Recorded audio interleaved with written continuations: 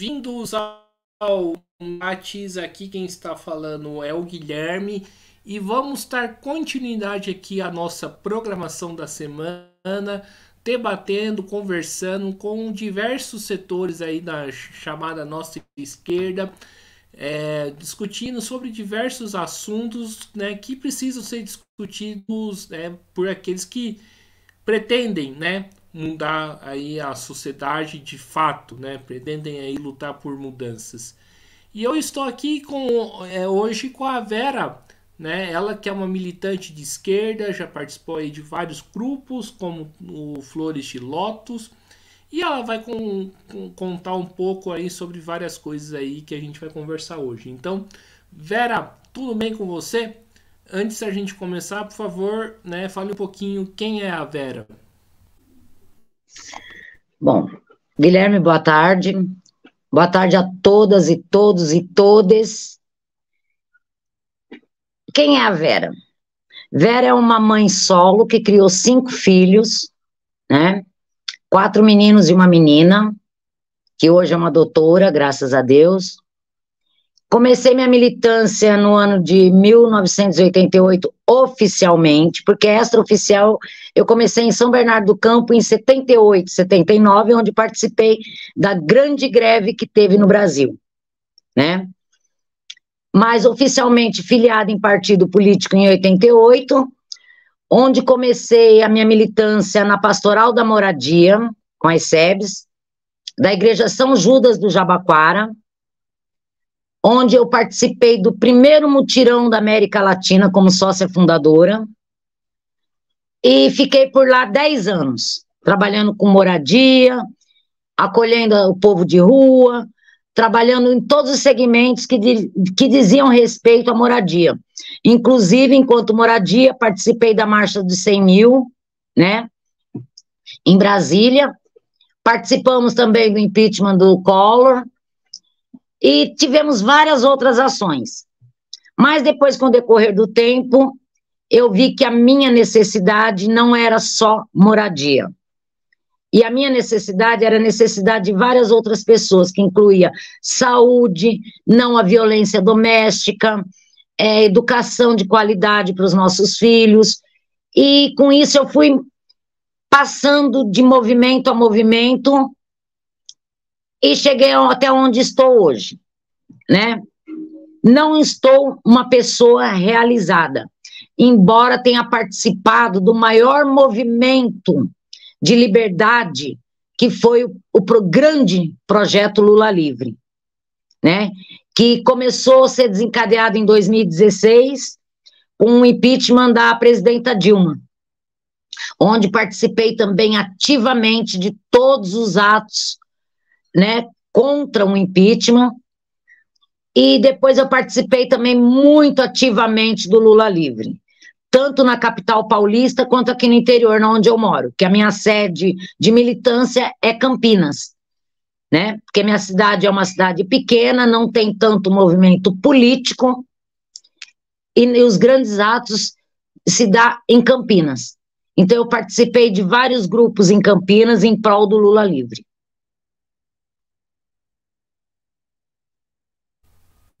Perfeito. E Vera, você começar as perguntas, né? Você no início da sua apresentação você falou uma coisa que me chamou bastante atenção, né? Que você participou aí das greves aí operárias do APC em 88, mesmo tendo, né, oficialmente começado a sua militância em 88, 10 anos depois. Conta o que você lembra dessas greves, né? Qual que é a sua memória aí desse momento aí da sua vida? Bom, hoje, quando eu olho para trás, eu costumo ver como um grande aprendizado aquela greve. Embora naquela época, principalmente o Lula, o Zé Dirceu, vários outros que participavam junto, tinham ganhado na época um apelido muito feio, sabe, de mafiosos, porque eles eram ligados aos sindicatos, né? Então, muitos trabalhadores que não eram do ramo automotivo, que não eram os metalúrgicos, taxavam eles desses nomes. Porque, para quem não conhece São Bernardo do Campo, durante muitas décadas, São Bernardo foi a capital do móvel e do automóvel. Então, existia uma rivalidade entre os dois ramos de trabalho na cidade.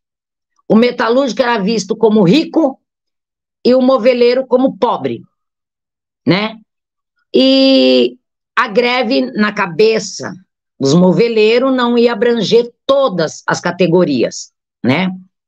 Como depois ficou provado que foi para todas as categorias, que inclusive era minha na época, que eu trabalhava numa fábrica de doces, chamada Dulcora, que hoje não existe mais, né?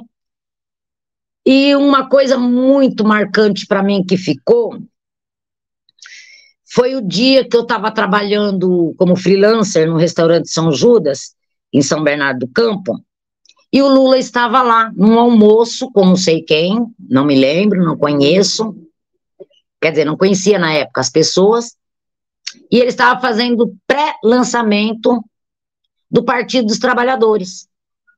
Aí, como ele conhecia algumas pessoas lá do restaurante, inclusive os proprietários, ele conversando com o chefe de cozinha falou, eu tenho uma menina de 13 anos que trabalha aqui. Ele pediu para que me buscassem na cozinha, né? E quando eu fui buscada na cozinha, que eu fui até a mesa, ele brincou ainda comigo e falou assim, você só não vai ser a mais nova trabalhadora do Brasil porque tem a Cidinha com 12 anos de carteira assinada já. Eu falei, obrigado. E eu me lembro que ele pediu para que eu sentasse na mesa, eu toda constrangida, porque eu estava em horário de trabalho lá na cozinha, me sentei naquela mesa.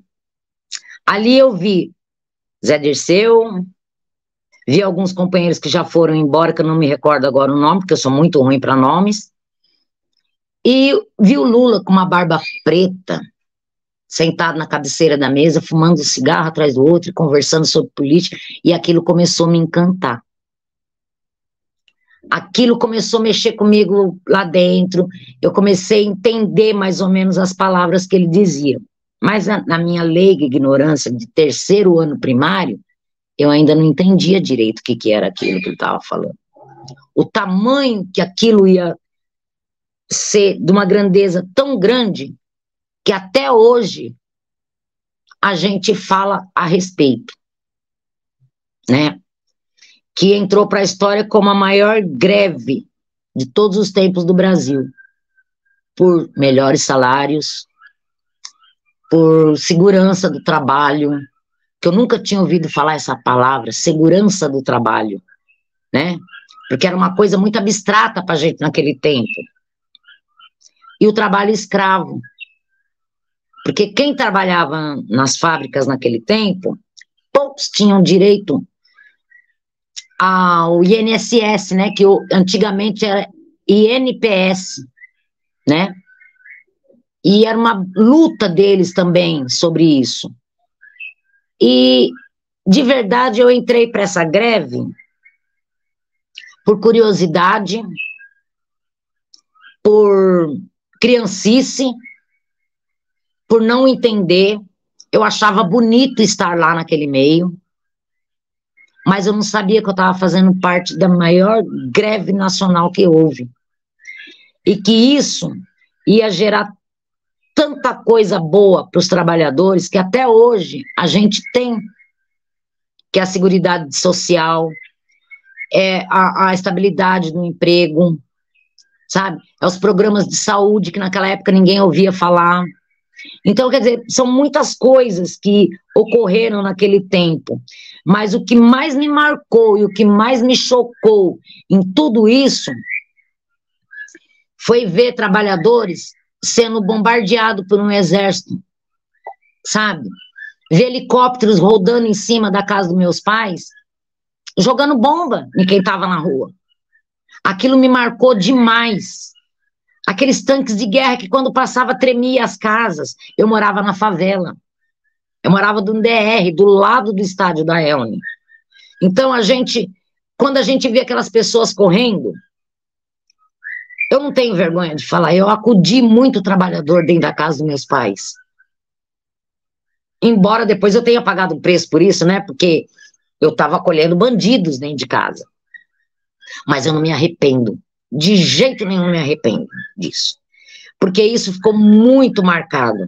Quando eu escuto de um outro companheiro, trabalhador, que hoje eu falo companheiro, porque eu trabalhei muito para chegar até aqui, e vejo o que eles sofreram, o que a mídia mostra não é 100% realidade, porque a realidade foi triste, foi cruel, os espancamentos, sabe? Aquilo para mim marcou demais, demais a conta. E até hoje eu falo para meus filhos, vocês hoje têm um país, embora doente das pernas, mas em pé. Porque teve gente que enfrentou um exército, enfrentou um governador, que na época se chamava Paulo Salim Maluf, que mandou o exército com bombas, tanque de guerra para cima de trabalhadores, que o único arma, a única coisa que eles tinham em mãos naquela época era uma carteira profissional de trabalho. Eles não tinham armas para lutar de igual para igual com um tanque de guerra. Eles só tinham o ideal, enquanto o governo vinha com armas. Isso marcou demais para mim.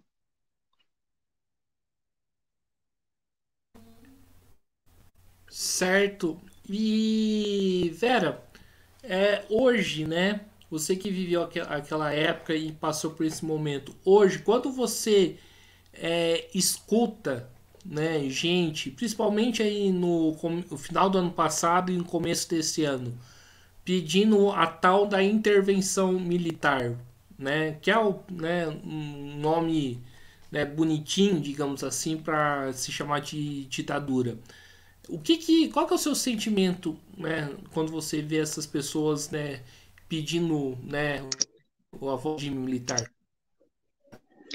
Olha, eu me entristeço porque eu vi partir isso de bocas de pessoas da minha faixa etária de idade. Pessoas que, de alguma forma, viveu a ditadura militar. Viveu ela. E sabe que isso não é uma coisa boa. Ter seus direitos cerceados, ter seus direitos podados, seu direito à fala, seu direito de viver, sabe?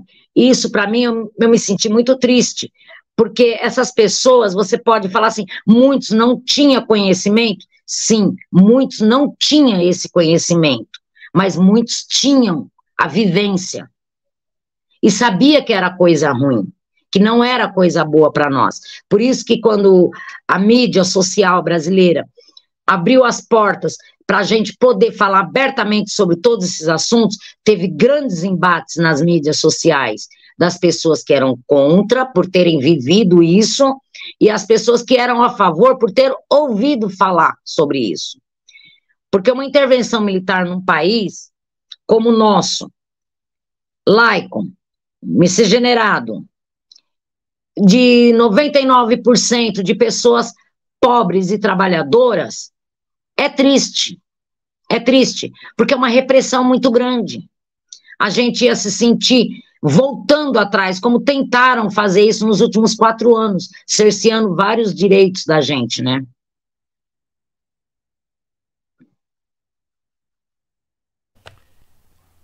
Perfeito. E, Vera, além de ter começado aí não oficialmente aí a sua militância nessas greves, né? Você citou aí um momento que você participou do Fora Collor.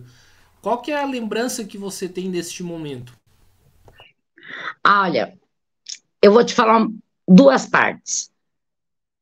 O Fora Collor, para mim, ele veio na época que eu estava no mutirão, na Zona Leste, que hoje ele é conhecido como as Casinhas da Erundina, né?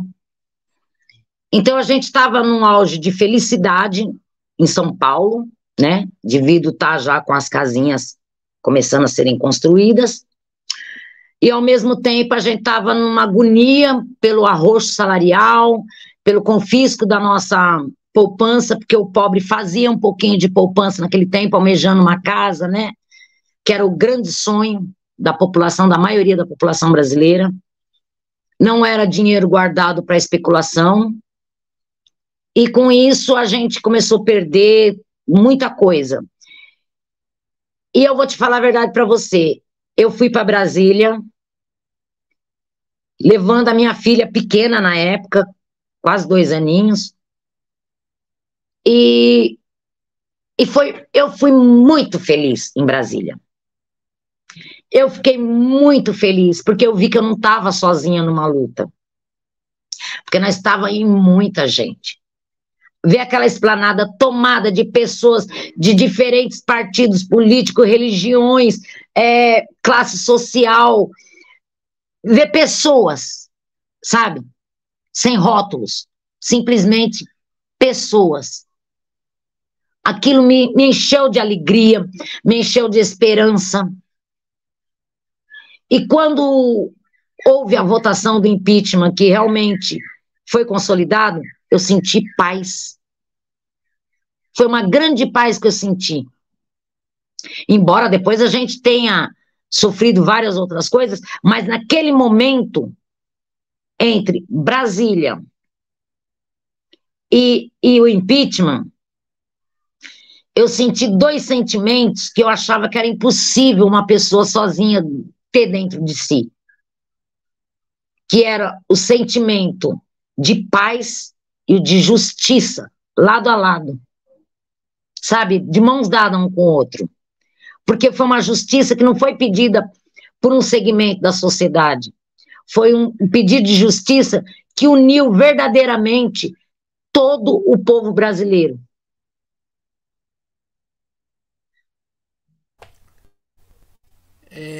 Entendi. E, ô Vera, vendo hoje, né, você falou que o Brasil, né, está doente, né, vendo a situação política, social, econômica do país, o que aquele período tem para ensinar para a gente hoje, né, para os trabalhadores hoje, para a sociedade hoje? União é a grande palavra. Sabe, o país hoje, ele está numa... Eu vejo ele como numa sala de recuperação, sabe? E para ele se recuperar, a gente precisa se unir, mas se unir enquanto cidadãos, não enquanto bandeira política, não enquanto segmento de sociedade. As pessoas têm que ver que nós temos que lutar por uma coisa maior, que é um país. E para esse país ser um país bom para todos, a gente tem que ter essa união. A gente tem que deixar de ter muito ego, sabe? A gente não pode falar minha bandeira é melhor do que a sua, o meu coletivo é maior que o seu, o meu partido está à frente, o seu está atrás. Tem que esquecer isso. Nós temos que ver que nós temos um presidente eleito contra tudo e contra todos, e que ele tem uma grande batalha pela frente, independente do partido político, ele tem uma grande batalha pela frente, e ele vai ter que ter o apoio, sim, de toda a sociedade brasileira, porque não é só o pobre que mora na periferia que vai ganhar com esse governo, serão todos, como já foi provado uma vez que isso é possível. Mas eu vejo que a nossa grande classe dominante no país ainda não quer o trabalhador com direitos. Ele ainda não quer a autonomia do cidadão. Ele ainda quer ter o cidadão acorrentado, embora sejamos um país livre, né? Mas a gente vai ter umas lutas ainda pela frente, mas eu tenho certeza que nós vamos sair disso. Porque a gente tem que, como eu disse, a gente tem que parar de olhar para a gente, olhar para o próximo, olhar como que vai ser o amanhã. Porque não adianta o país ser grande, ser rico, ter respaldo internacional como um reconhecimento merecido que a gente está tendo, mas a gente não ter apoio interno da sua população para que haja um bom governo, para que haja novas leis, porque a gente precisa mudar muita coisa nesse país para realmente a gente sair da sala de recuperação. Certo. E Vera, né, você falou aqui em off, né, nos bastidores aqui da nossa entrevista, né, a gente se conheceu aqui, né, no 1º de maio desse ano, né, no Vale do Anhangabaú, e você citou aí que o governo Lula está aí criando um novo cercadinho, dando aí referência, né, ao o governo Bolsonaro, que sabia, né, só sabia, né, falar no seu cercadinho. O que, né, você quer dizer com isso, né, especificamente, né? O que, né, você quis dizer com, né, com o governo Lula está começando a conversar com o cercadinho? Então, eu não quis dizer exatamente o governo Lula. Eu quis dizer a respeito das centrais sindicais que, ultimamente, de uns 2 anos, 1 ano e meio para cá, começou a tirar o povo da Paulista, onde era o seu maior reduto de manifestação, né? E começou a levar ele para primeiro foi para Pacaembu, depois levou ele agora para o Anhangabaú, e as grandes manifestações estão sendo presa, sabe? Ali é onde você, tudo bem, eles vão alegar segurança, mas espera aí, antigamente não havia segurança? Sim, havia segurança, porque nós somos capazes de nos policiarmos, sabe?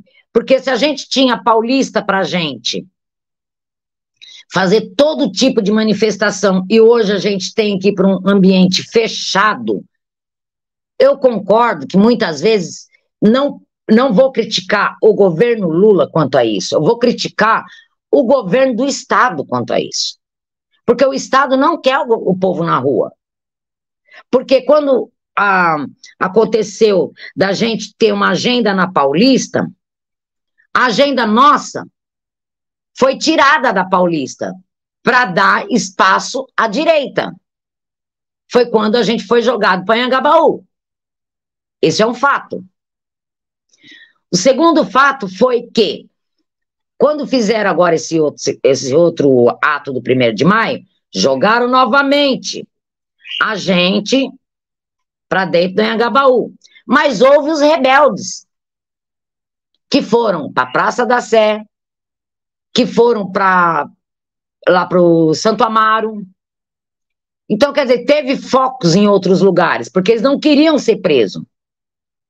Porque eu vou repetir exatamente o que eu te disse lá atrás. Nós, esquerda, cansamos de chamar o pessoal do cercadinho de gado. Hoje o gado somos nós. Porque se nós quisermos fazer manifestação, tem que ser dentro de um cercadinho. Isso não pode acontecer. Isso eu vejo quanto militante. Se as ruas, as praças, sempre foi o nosso palco, hoje nós não devemos abaixar a cabeça e aceitar ficar preso. Nós não podemos isso mais, porque nós sempre lutamos por liberdade de expressão. E quando eles nos colocam dentro de um cercadinho, alegando segurança, não, ele está nos cerceando do nosso direito de fala. Ele está tirando o nosso direito de livre expressão. Então, eu acho que o cercadinho não é culpa do partido ou do Lula, e sim do atual governador, por não dar espaço público aberto para todas as centrais fazerem seus atos. Entendi. E, velho, eu tenho um certo nível de acordo, né, com você, embora eu acho que tem mais outras questões aí que precisam falar, mas vou deixar você aí, né, o espaço aqui é seu pra gente, pra conversar, né. Mas eu queria, né, saber o seguinte, muito se fala aí de manifestação, né, que é preciso fazer manifestação, é preciso fazer protesto e tudo mais. Mas você não vê também, né, essas centrais sindicais movendo, né, pouca coisa para questões de importância, como a revogação do novo ensino médio ou contra a PL 490? Então, eu estou vendo um sindicato meio inerte, né? Eu não sei se eles ainda estão sobre o êxtase da vitória do Lula na campanha, ou se eles estão sem verba para bancar, porque, vamos falar por eles, claro, quem bancava a maioria das manifestações eram, sim, os sindicatos, né? Porque algumas entidades conseguiam locar ônibus, levar o seu pessoal, cada um contribuía com uma parte, conseguia. Mas os grandes sindicatos sempre bancaram a maioria das manifestações. Então, como hoje existe o corte de verbas dos sindicatos, existe como que eu posso te falar? A inércia do sindicato, ele ainda se sente meio oprimido, porque ele foi oprimido durante 4 anos, o sindicato. Então, eu vejo que o sindicato ainda, ele ainda tem que quebrar esse elo dessas correntes e começar, assim, fazer grande mobilização, levar, sim, o povo para a rua, chamar a UNE, a UBS, a PUESP, chamar esses grandes movimentos estudantis para brigar, sim, sobre o novo ensino médio, embora eu não tenha mais filhos na escola, mas eu acho que esse retrocesso escolar não pode, ainda mais na atual conjuntura que nós estamos, que quanto mais conhecimento, melhor. Então, eu acho que tirar algumas matérias da grade curricular, além de ser um cerceamento do conhecimento humano, ele poda muito nossos jovens na questão de autonomia. Nossos jovens vão perder essa autonomia, porque o jovem está perdendo o direito ao diálogo. Então, está na hora, sim, de se chamar, de levar esse pessoal para a rua, começar a fazer um trabalho de base com esses jovens, porque, embora ninguém queira, principalmente a molecada, eles acham que quando a gente, que eles chamam nós de jurássicos, né? Falamos isso, ele fala que nós estamos transferindo responsabilidades. Não, nós não estamos transferindo responsabilidade. Nós queremos que vocês tomem as rédeas do destino de vocês, mas nós vamos estar juntos, lado a lado, na luta. Porque o que eu não sei, eu vou aprender com o estudante. O que o estudante não sabe, ele vai aprender com o outro mais velho. Então, é uma troca de conhecimento. Então, eu acho que está na hora dos sindicatos acordarem, tá? Se não der para levar o ônibus, faça como a gente fazia antigamente, se mexam de alguma forma e a gente vai aonde for preciso. Mas que precisa de um chamamento nacional contra o novo ensino médio, isso precisa. Perfeito. E esse movimento aí do Lula livre, né? Como que iniciou, né? Como que você analisa hoje esse movimento? Olha, eu vou te falar primeiro como militante de um partido político, Partido dos Trabalhadores, e depois eu vou te falar enquanto mulher de um grupo que surgiu a partir desse movimento. O projeto Lula Livre, eu acho que ele foi o maior projeto de liberdade que existiu nesse país. Porque quem olha de fora via a palavra Lula Livre, mas ele mexeu com tantos segmentos da sociedade que no final eu via não como um pedido de Lula livre, mas eu via como um pedido de país livre. Porque a gente, com a prisão do Lula, a gente perdeu vários direitos, a gente perdeu muita coisa, e nessa palavra Lula livre, a gente conseguiu que vários segmentos da sociedade se unissem em prol de um ideal. Aí é onde eu chego até o coletivo de mulheres, que inclusive eu estou com a camisa delas, né? Que são as Flores de Lótus, que em 2018 se encontrou em Brasília. Mas como assim se encontrou em Brasília? Eram mulheres de vários segmentos da sociedade que começaram a luta lá em 2016 e começaram a se encontrar muito em Brasília. Era raro uma manifestação que não se encontravam essas mulheres. E essas mulheres começaram a se unir, porque elas tinham o mesmo pensamento. Primeiro, contra o impeachment da Dilma. Depois, o projeto Lula Livre. Que nós estávamos lá em Brasília para registrar a candidatura do Lula. E o Lula já estava preso. O que fazer? Foi a grande pergunta dentro do ônibus. O que nós vamos fazer? Olha, vamos formar um grupo de WhatsApp e vamos discutir sobre isso. Aí a gente formou um grupinho de WhatsApp e começamos a discutir a conjuntura do país. Com 3 meses que esse grupo estava ativo no WhatsApp, uma companheira nossa resolveu, porque nós estava com um nome que estava com problemas em rede social, aí a gente tirou esse nome. A gente falou, e agora? Aí a Leda, uma companheira de Diadema, que é uma PLP lá de Diadema, ela é uma marchante da Marcha Mundial de Mulheres, falou, por que não chamar o nosso grupo de Flores de Lótus? Aí todo mundo, por que Flores de Lótus? Porque a lótus é uma flor muito bonita que nasce na diversidade, ela nasce no lodo. E para que situação pior que nós estamos agora?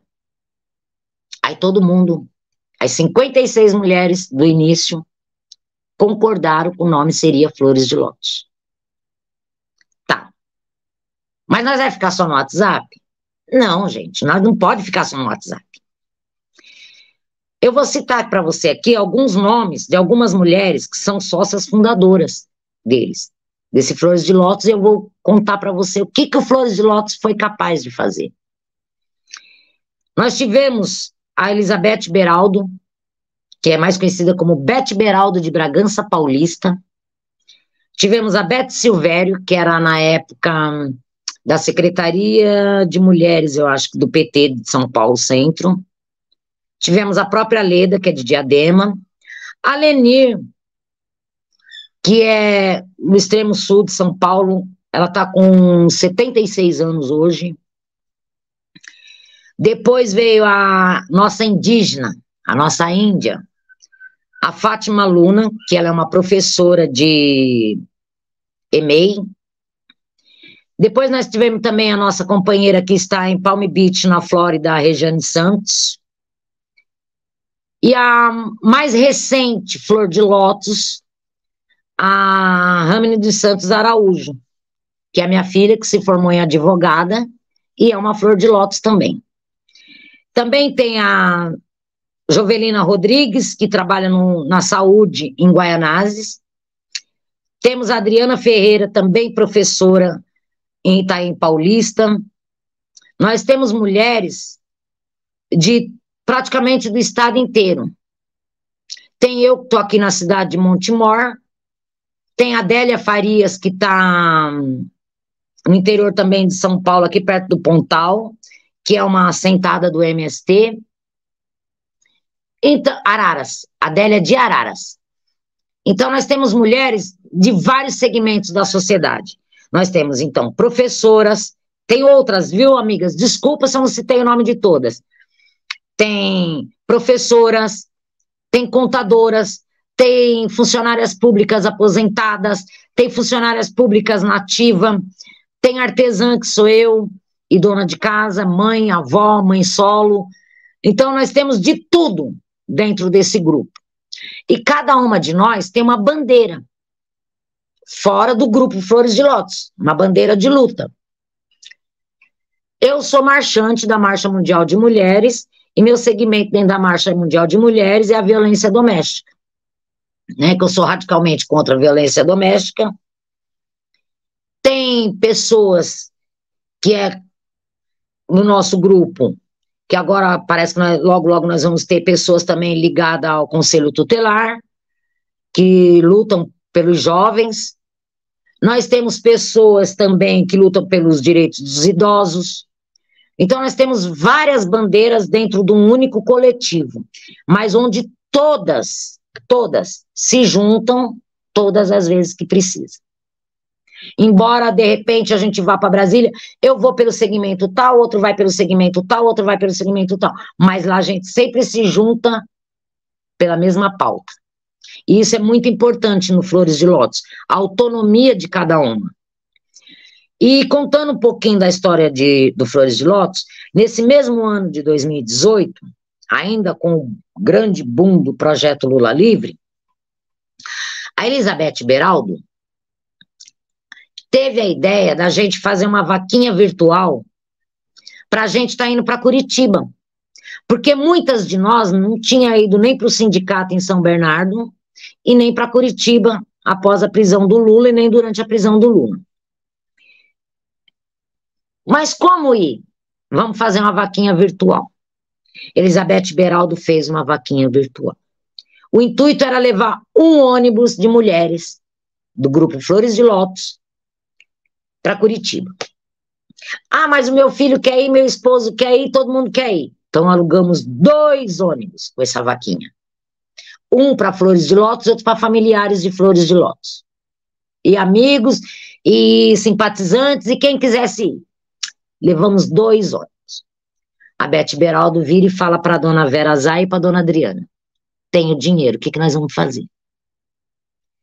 Ela entrou em contato com o pessoal lá de Curitiba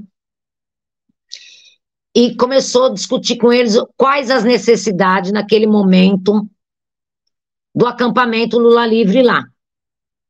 Ah, precisa de panelas, ok. Utensílios domésticos, ok. Alimentos, ok. E agora, o que nós vamos fazer? Vamos comprar.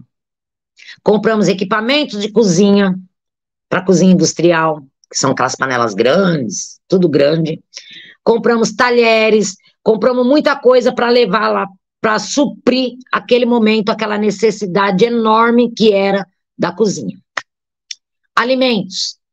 Vamos levar alimentos. Levamos alimentos. Compramos no atacadista, levamos. Vamos levar o que mais? Chegamos lá, tinha acontecido na 29 de março, uma investida policial, onde tinham incendiado alguns barracos. Tinha 2 famílias que estavam necessitadas urgente. Elizabeth Beraldo chama algumas de nós e fala: olha, tem uma grana aqui ainda. Vamos ver no que nós podemos ajudá-los? Vamos. Compramos 2 banheiros do chão ao acabamento. Caixa d'água, tudo. Ah, sobrou dinheiro ainda. Vamos comprar mais o quê? Caixas d'água. Para dar para as pessoas de lá. Doamos as caixas d'água. Sobrou dinheiro. Vamos doar para a ocupação. Para o movimento. Ok. Doamos. Sobrou dinheiro. O dinheiro rendia. O dinheiro rendia de uma tal forma que nós não acreditávamos. Resolvemos que estava um calor insuportável ir numa fábrica comprar sorvete para distribuir para todos, sem exceção, que estavam lá naquele dia. Que foi o final de ano que nós fomos fazer Ano Novo com o Lula, da Flores de Lótus. Olha, você vai falar assim, é loucura abandonar sua família para ir passar com um cara que está preso. Não, não foi loucura. Foi gratificante, porque a gente viu pessoas igual a nós, pessoas que estavam numa situação financeira pior do que a nossa, mas estavam lá. Nós vimos de tudo lá dentro. E foi tão bom de manhã falar bom dia, presidente Lula. No meio da tarde, boa tarde, presidente Lula. E à noite, boa noite, presidente Lula. Isso foi lindo demais. E quando a gente olha para trás, a gente vê que ali foi o marco do Flores de Lótus. Foi ali onde todas nós nos desprendemos dos nossos problemas, abrimos mão de passar uma virada de ano, né, com a nossa família, para ir lá passar com o presidente Lula. Aí vem a grande pergunta, valeu a pena? Sim, Valeu a pena todas as outras vezes que estivemos lá. Não enquanto grupo Flores de Lótus, num único ônibus, mas enquanto mulheres do Flores de Lótus que estavam em Curitiba, no dia a dia. A Fátima Luna Rousseff, que ela adotou esse nome, tá?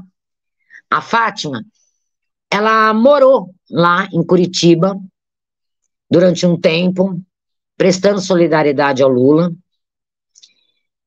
e ficou lá entre a creche e o acampamento do MST muito tempo. Depois a gente começou a ir, praticamente todos os meses eu ia com segmento Lula Livre, eu ia junto com eles. Ia por São Paulo, porque tinha o movimento Lula Livre de São Paulo, e ia também pelo movimento Lula Livre de Campinas, onde todas as terças-feiras a gente tinha um encontro nas escadarias do Fórum de Campinas para gritar por liberdade de Lula. E chamar a atenção de alguma forma que era uma prisão arbitrária, injusta, como ficou provado depois. Isso, então, foi uma coisa muito boa que o Flores de Lótus fez. E hoje o Flores de Lótus ainda segue, sim, participando de vários outros coletivos. Como eu te falei, a Leda é PLP, né, que é as promotoras legais. A Fátima ainda está em Jundiaí, agora ela está contra o marco temporal, como indígena raiz que é, né? Ela está fazendo várias ações na cidade de Jundiaí. A Jovelina continua nos movimentos de saúde. A Adriana no Sindicep, né? Que ela é professora da rede municipal. A Beth Silvério está como assessora. A Regiane Santos continua morando em Palm Beach, mas também dá os seus pitacos também com a gente. E minha filha está lá para segurar essa mulherada dentro da lei, para a gente não sofrer alguma consequência no futuro, né? E a gente está torcendo para que o grupo Flores de Lótus, ele se firme enquanto entidade de mulheres que lutam por uma sociedade melhor. E esse vai ser o maior passo que o Flores de Lótus dará, vai ser quando realmente ele se estabelecer como uma entidade social.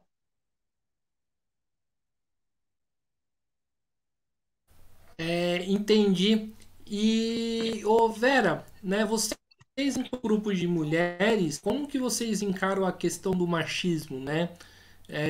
Como que vocês organizam a luta em relação a esse tema? Qual é a discussão em relação a isso?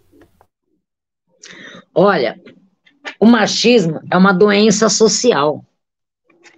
Ele tem que ser visto, sim, tratado como doença. Porque eu não acho... Como que eu posso usar uma palavra aqui para não ofender a ninguém? Eu não acho correto usar essa palavra, correto. Mãe, chamar para nós mulheres também essa responsabilidade. A mãe educar seu filho para ser machista. Sabe? Como eu falei no início, eu sou mãe de 4 filhos homens. Nenhum dos meus filhos são dependentes de mim. Eu tenho um filho que mora sozinho, que cozinha, que lava, que passa, que cuida da vida dele. E tenho um filho que é dependente um pouco de mim, mas assim, não é porque ele é macho. Não, é porque ele é incapaz de se mover sozinho. Mas eu acho errado uma mãe quando fala assim, você tem que casar para você ter uma mulher para cuidar de você. A mulher tem que perder esse papel de cuidadora na sociedade. Ela tem que deixar de ser a empregada do marido, dos filhos, seja de quem for, ela tem que deixar. Ela tem que começar a se olhar enquanto indivíduo.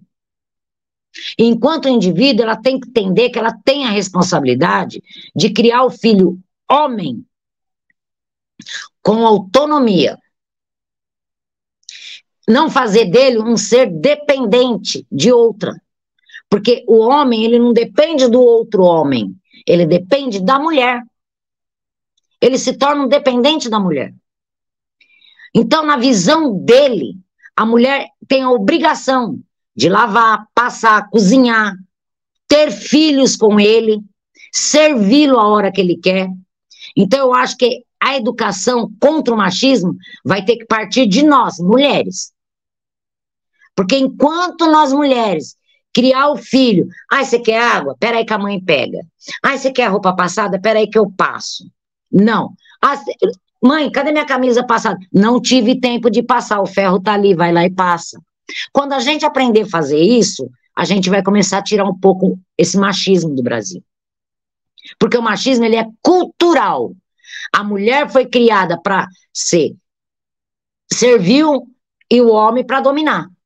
Então tem que parar com isso. E qual a forma? Nós, mães, avós, tias, irmãs, nós temos essa obrigação de começar a cortar isso dentro de casa. Se a gente quiser uma sociedade melhor. Porque se a gente começar a mudar de dentro de casa para fora, vai ser mais fácil chegar até onde a gente quer.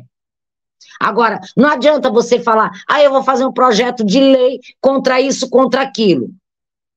Você vai fazer um projeto de lei. Ele vai ser implantado? Alguém vai respeitar?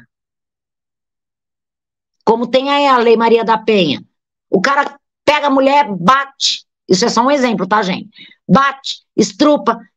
Vai lá na delegacia, faz um boletim de ocorrência, o cara ganha 200 metros longe da mulher. Uma bala alcança 200 metros. E aí? Então, está na hora de começar a mudar esse conceito do machismo dentro de casa.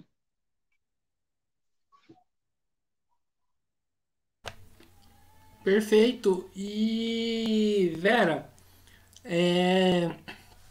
voltando um pouco em relação ao movimento sobre a questão do Lula, né?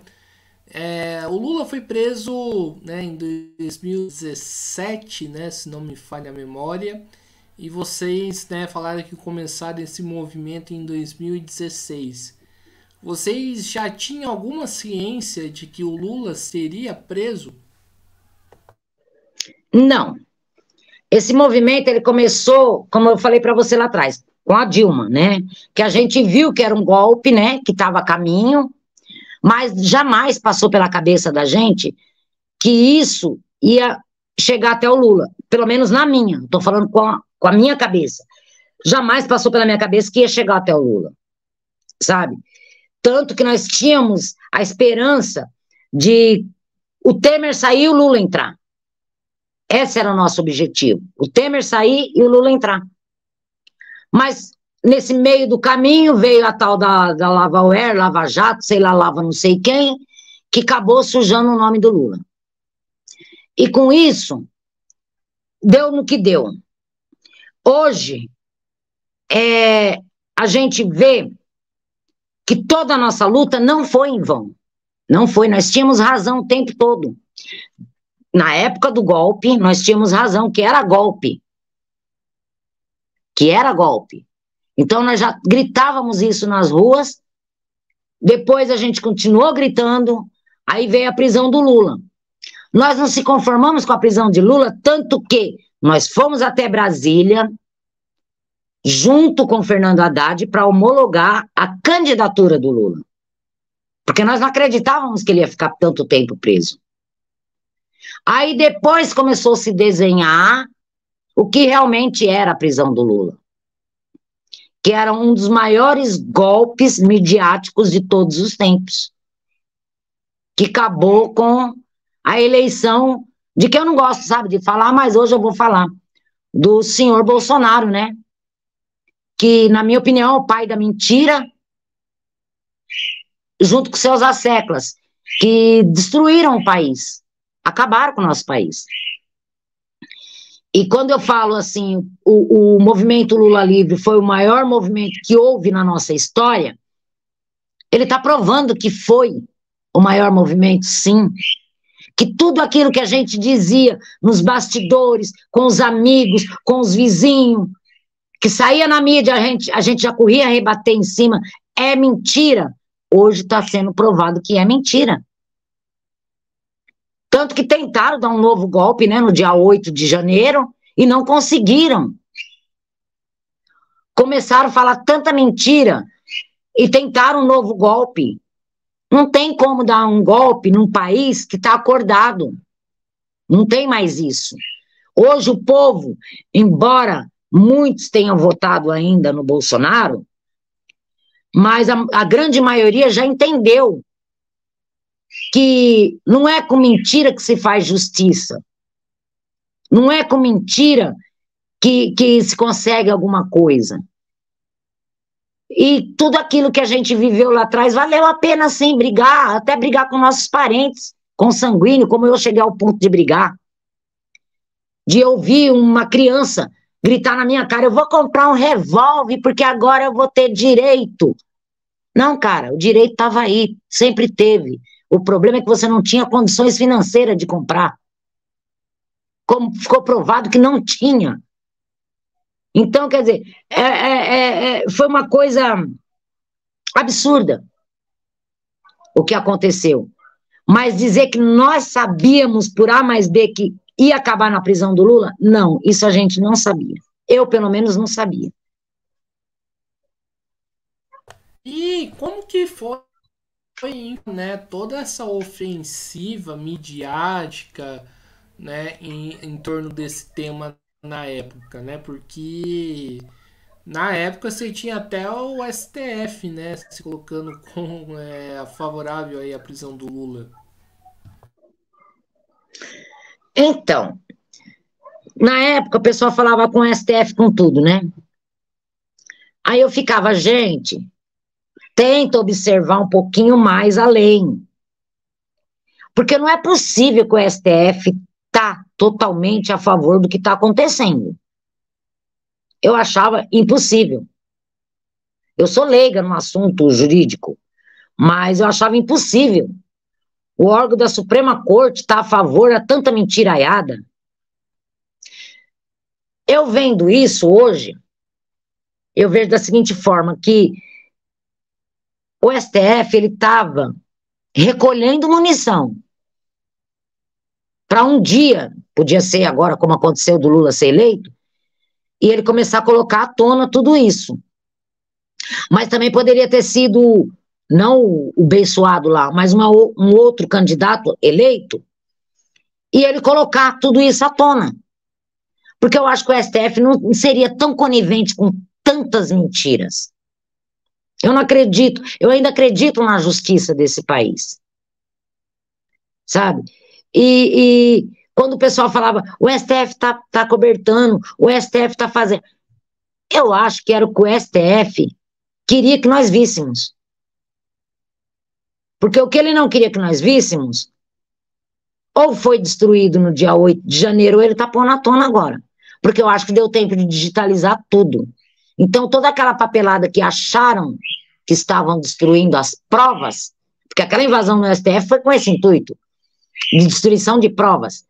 Então, eu acho que ali o STF estava mostrando para nós a cortina fechada para agora ele está abrindo. Tanto que a gente já viu que o Dallagnol já caiu fora, já está começando a cair outras pessoas, mas a nossa grande coração será a prisão de Sérgio Moro.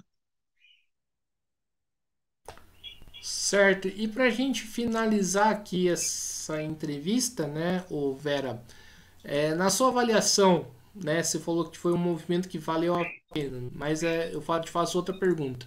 Na sua avaliação, o movimento foi um movimento vitorioso?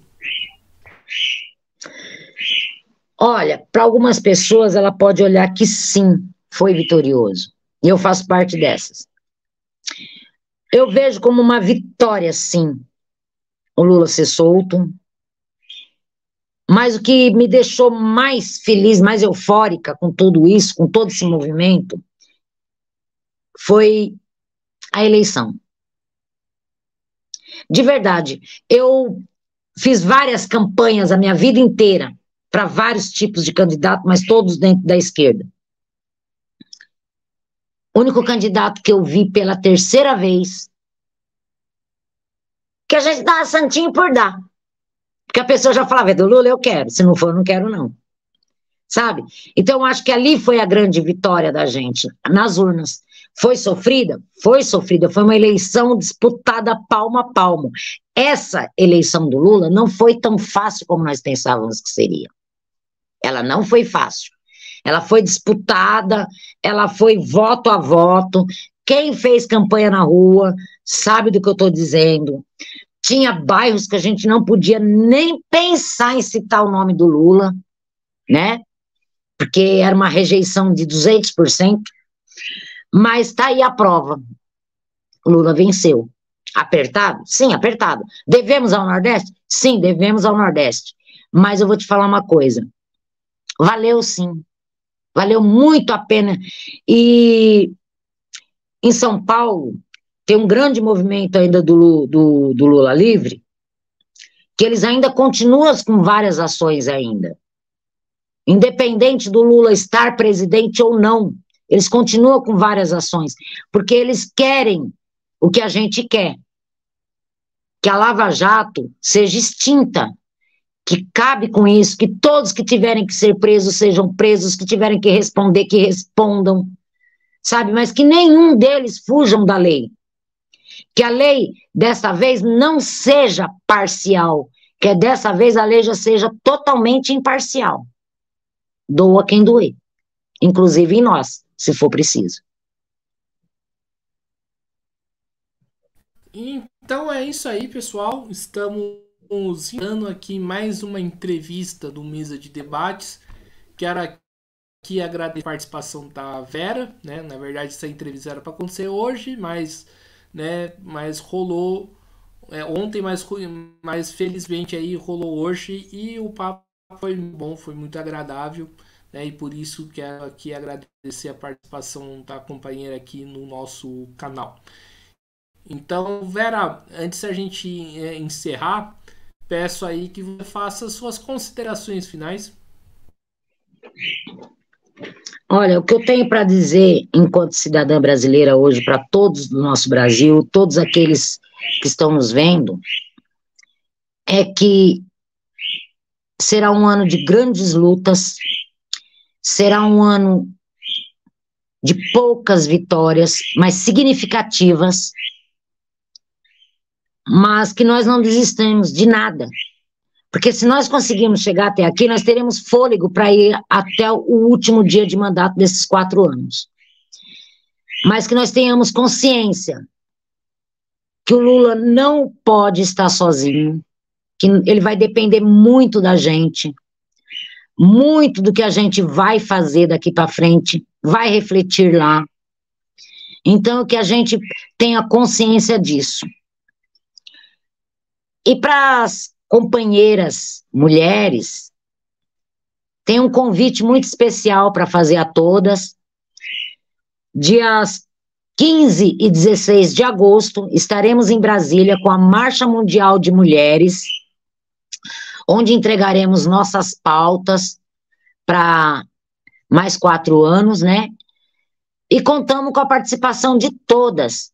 Vão até Brasília, vamos encher a praça de Margaridas, vamos homenagear Margarida Alves e agradecer ao Lula por ter nos dado atenção enquanto mulheres, que embora tenha sido muito criticado, ele distribuiu bem os ministérios, talvez não agradou a todas, mas agradou a grande maioria, tá? E com isso eu me despeço de todos, todas e todes, que vocês fiquem com Deus nessa tarde. E jovens, vamos à luta, a gente precisa de sangue novo na política, não só nas ruas, mas nos gabinetes também. Boa tarde. Boa tarde. Então é isso aí, mais uma vez, e também agradecendo a você que estiver nos assistindo. Peço aí que se inscreva no canal Podcast Mesa de Debates de Tudo Um Pouco. Curta, compartilhe, comente esta entrevista. Concorda com a Vera, discorda da Vera, pode aí fazer o seu comentário. Acho que o importante aqui, né, é continuar o debate depois da entrevista ter acabado. E também, né, curta outros vídeos, matérias, programas que nós produzimos aí enquanto canal. E também, né, curta a nossa página do Facebook, podcast Mesa de Debates de Tudo Um Pouco.